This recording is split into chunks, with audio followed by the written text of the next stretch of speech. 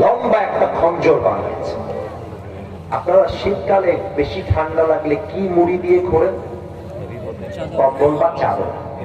কম্বল বা চাদর। কিন্তু আমার কাছে কোনো চাদর এখানে নাই, টিস্যু আছে।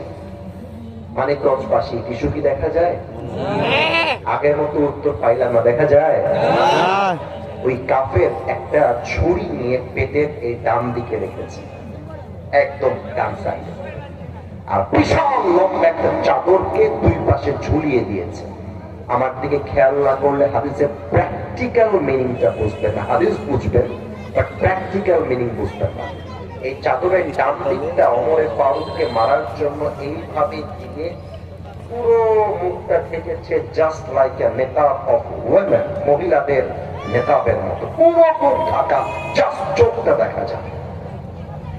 এসে ওমর ফারুকের পেছন কাতারে মুয়াজ্জিনের ডান পাশে দাঁড়িয়ে গিয়েছে ছদ্মবেশে মুনাফিকের রূপে। ওমর ফারুক এসেই বলছে, সফু সুফুফাকুম, কাতার সোজা করো, কাঁধে কাঁধ মিলিয়ে দাও।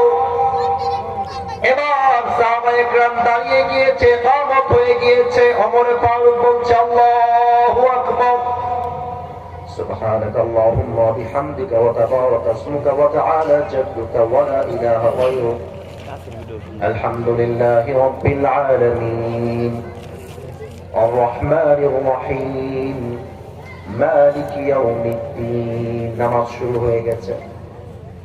ওমর ফারুক সূরা ফাতিহা পড়ে ফেলেছেন, সূরাও মিলিয়ে ফেলেছেন।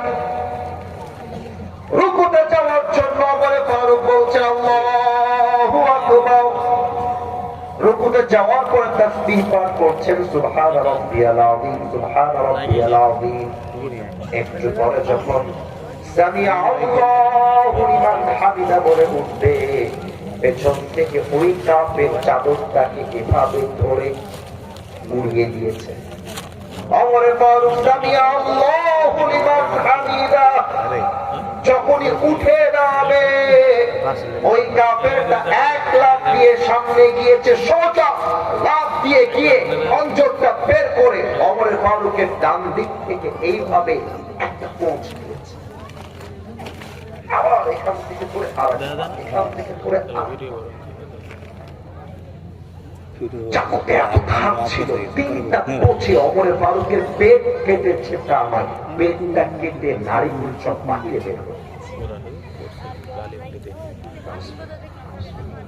ওমর ফারুক চিৎকার দিয়ে বলছে, কথা লাড়িয়ে